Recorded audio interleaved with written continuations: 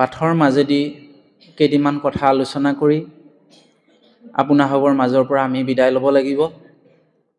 আৰু ইয়াৰ পিছতো হয়তো কিবা কাৰ্যসূচী থাকিবও পাৰে, গতিকে তাৰ কাৰণে আমি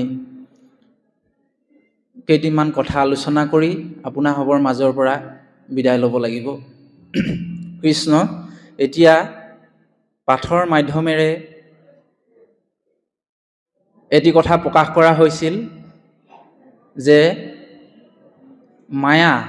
মায়া কাক কয়? এই কথাটো নিমি ৰজাই সেই নৱসিদ্ধক সুধিছিল। এতিয়া সেই মায়াৰ বিষয়ে উত্তৰ দিবলৈ গৈ তেওঁলোকে কৈছে যে সেই নিমিৰজন, মায়া বিষয়বস্তুটো বহুত গভীৰ আৰু বহুত কঠিন। সেইকাৰণে প্ৰভু ভগৱন্তই মায়া সংজ্ঞা দিছে। কি বুলি? ও ৰামে অবস্তুক দেখাবয়, বস্তুক আবৰি, ও হেহিকে মোহৰ মায়া জানা নিস্ত কৰি। অবস্তুক দেখাবয়, বস্তুক আৱৰি, হেহিকে মোহৰ মায়া জানা নিস্ত কৰি। অৰ্থাৎ অবস্তু কোনবিলাক, বস্তু কোনবিলাক আমি কিন্তু চিনাকি হৈ ল'ব লাগিব, তেতিয়াহে এই কথাষাৰৰ অৰ্থটো বুজি পাম। অবস্তুক দেখাবয়, অৰ্থাৎ অবস্তু মানে হৈছে যিবিলাক বস্তু বিনাশী, সেইবিলাকক অবস্তু বুলি কোৱা হৈছে। যিবিলাক বস্তু অশ্বাশ্বত, সেইবিলাকক কোৱা হৈছে অবস্তু। অৰ্থাৎ আমাৰ এইটো শৰীৰ অবস্তু, এই সংসাৰখন অবস্তু, ধন সম্পদ অবস্তু, আনহে নালাগে এই সৃষ্টিখনো এদিন ধ্বংস হ'ব, ইও এটা অবস্তু, ইয়াৰো এটা বয়স আছে। বয়সৰ যেতিয়া সময় আহিব, ইও ধ্বংস হৈ গুচি যাব। গতিকে এই সমস্তখিনি কি? অবস্তু। কিন্তু এই অবস্তুবিলাকক ঢাকি পেলাই আনি, অবস্তুবিলাকক দেখুৱাই বস্তুবিলাকক ঢাকি ৰাখিছে বুলি কৈছে। এতিয়া বস্তু কোনবিলাক? বস্তু হৈছে সেইটোৱে পৰম সত্য, যিটো পৰম সত্য হৈছে প্ৰভু ভগৱন্ত কৃষ্ণ, সেইটোৱে হৈছে বস্তু। প্ৰভু ভগৱন্তৰ নাম, সেইটোৱে হৈছে বস্তু। একমাত্ৰ ভকতি, প্ৰভু ভগৱন্তৰ গুণনাম, সেইটোৱে হৈছে বস্তু। এই বস্তুটোৰ কিন্তু কোনো কালে বিনাশ নাই। ইয়াক আমি ইহজনমতো ব্যৱহাৰ কৰিব পাৰোঁ, আৰু মৰিলেও লগত আমি কিন্তু সংস্কাৰ হিচাপে লৈ যাব পাৰোঁ। গতিকে সেইকাৰণে কৈছে যে এই অবস্তুবিলাকক বস্তু বুলি মই দেখুৱাই আছোঁ, অৰ্থাৎ সঁচা বুলি মই দেখুৱাই আছোঁ। এতিয়া এইটো দেখিলোঁ, এইটো সঁচা যেন লাগিলে, হয়নে বাৰু? এইবিলাক বস্তু চকুৰে দেখি আছোঁ, সঁচা যেন লাগিলে, কিন্তু প্ৰকৃতাৰ্থত ই কিন্তু সঁচা নহয়, ই অবস্তু, ই বিনাশী, সময়ত ইয়াৰ বিনাশ আছে। সেইকাৰণে কৈছে যে এই অবস্তুবিলাকক আমি বস্তু বুলি ভাবি থকাৰ কাৰণে এই মায়াৰ পৰ্দাখনে আমাক ঢাকি ৰাখিছে। এতিয়া আমাৰ যে ভকতলে, ভগৱন্তলে মনত নপৰে, কিহৰ কাৰণে? এই মায়াৰ কাৰণে। এই মায়াৰ পৰ্দাখনে আমাক অজ্ঞান আন্ধাৰত বুৰাই থোৱাৰ কাৰণে আমি হৰি কথা পাহৰি যাওঁ, ঈশ্বৰৰ কথা আমি পাহৰি যাওঁ। এতিয়া সেই শেষত গৈ ক'লেগে যে মায়া তৰণৰ উপায়টোনো কি? ভাবি নৱসিদ্ধৰ এজন নামটো পিপলায়নে উত্তৰ দিলে। তেওঁ বহুত ভাবি গুণি উত্তৰটো কি বুলি দিলে? বোলে ভকতিয়েহে একমাত্ৰ মায়াতৰণৰ উপায় দিব পাৰে। মায়াতৰণৰ উপায় একমাত্ৰ হৈছে ভকতি। তাৰ বাদ বাকী আৰু বেলেগ নিস্তাৰ নাই। এতিয়া মায়া কি বস্তু? এটা সৰু কাহিনী আকৌ মনত পৰিছে আমাৰ। এজন মানুহ আছিলে খৰিকটীয়া, তেওঁ হাবিত ৰাস্তা হেৰালে। এজন মানুহ আৰু হাবিখনত, সেই অৰণ্যখনৰ ৰাস্তা হেৰালে, গৈ আছে, ইফালে গৈছে, ৰাস্তা নাই। তাৰপিছত সেই মুহূৰ্ততে তেওঁ দেখি পালে যে এটা সিংহই তাক খাবৰ কাৰণে খেদি আহিছে। সিংহটো দেখি সেই মানুহজন পলাই গৈ আছে গৈ পেলানি এটা ডাঙৰ মানে খাল আগত দেখা পালে।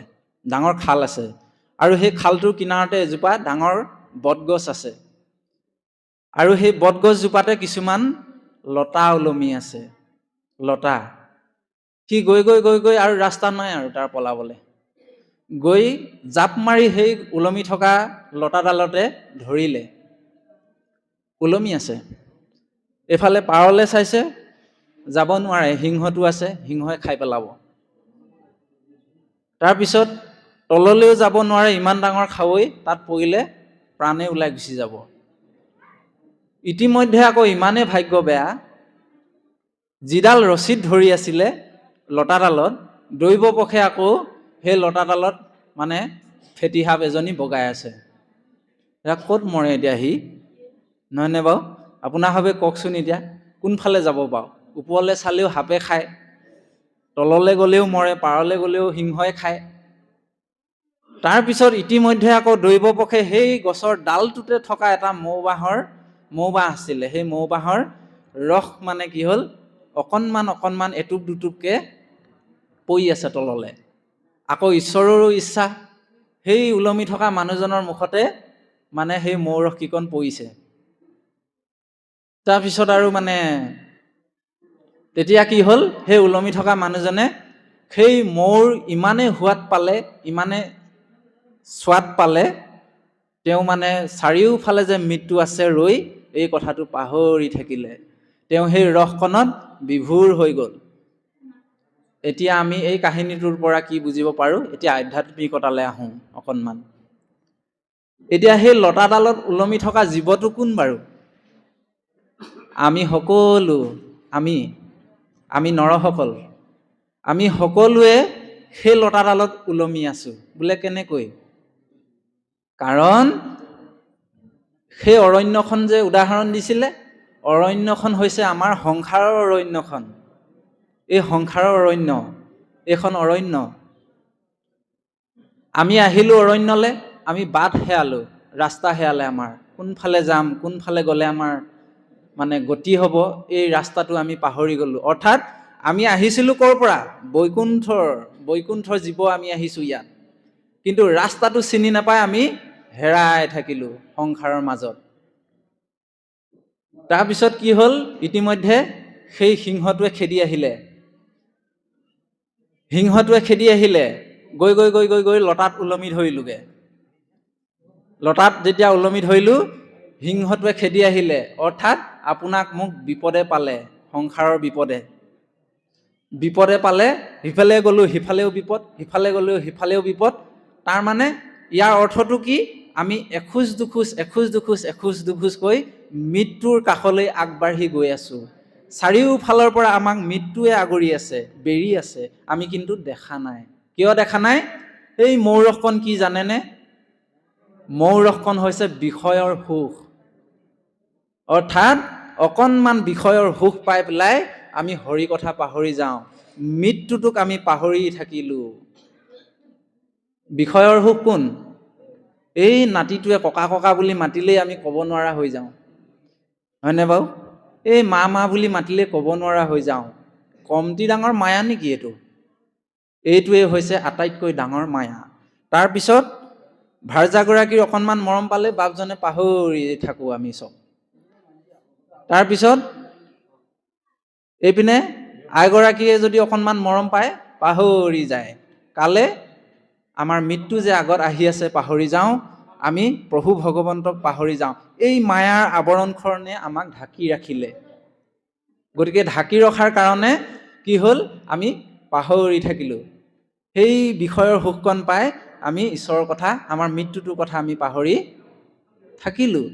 এতিয়া সেইকাৰণে আমাক কৈছে যে হে নৰসকল, তোমালোকে অকল বিষয়ৰ সুখতে নাথাকি হৰিনাম শ্ৰৱণ কীৰ্তন কৰা। ইয়াত অলপ আগতে কৈ গ'ল যে সপ্ৰেম ভকতি কৰা।